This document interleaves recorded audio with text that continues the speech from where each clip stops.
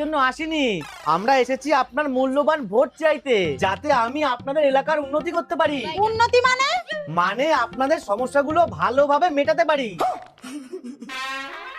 নেতাজি, আমাকে সাহায্য করুন। আরে বৌদি, আপনি শুধু বলুন কি করতে হবে, এর জন্য হাত জোড় করতে হবে না, শুধু ভোটটা দিলেই হবে। কালকে আমার ফোনটা হারিয়ে গেছে।